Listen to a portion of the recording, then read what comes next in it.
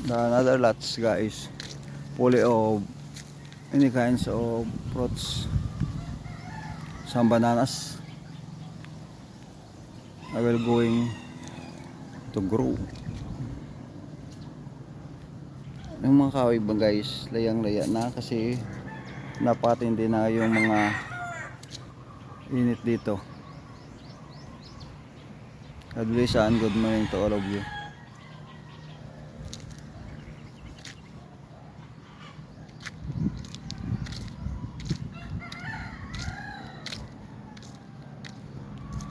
Some parts of lumbers, we're cutting any kind of sizes, big and small, and the so small. Ito po ginagawang charcoal to make charcoal.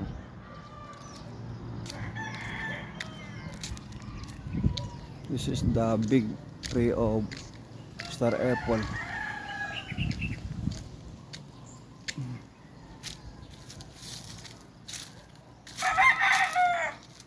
There are 21 bananas this area.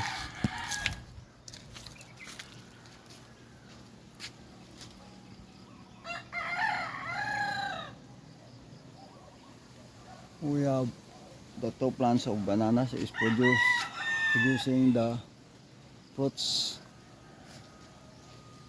You can look on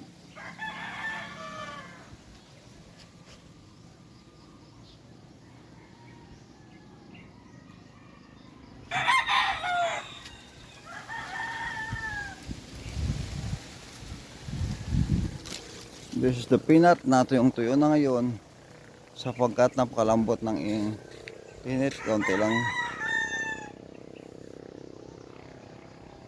nabubuhay nga peanut kasi napakatindi ngayong init. At dito ngayon ang soil or land napakatiga, bigat, nakatiga.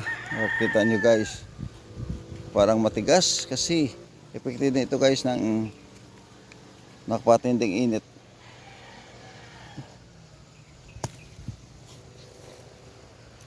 Ngayon ang kuan parang malalanta yung peanut or mani, parang malalanta rin kasi nakapatindi ngayong init.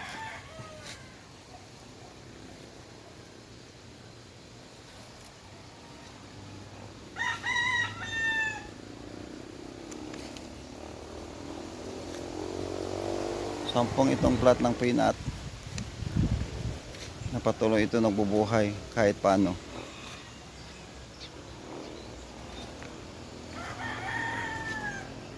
Ito po ang kamuting baging tinanim namin.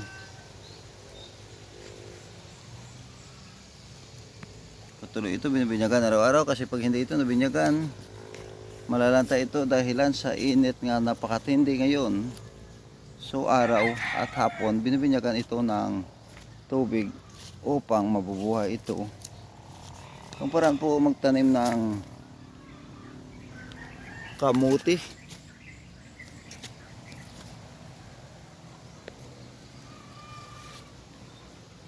Ito po.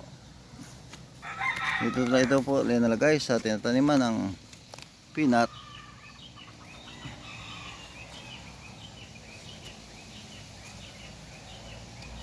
Mamaya bibinyagan ito guys.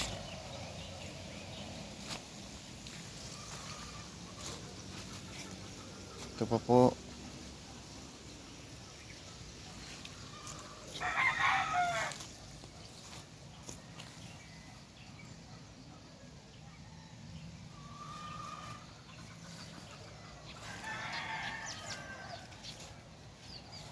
Parang 20 pieces ito guys. Ang tinanim namin nga kamuti.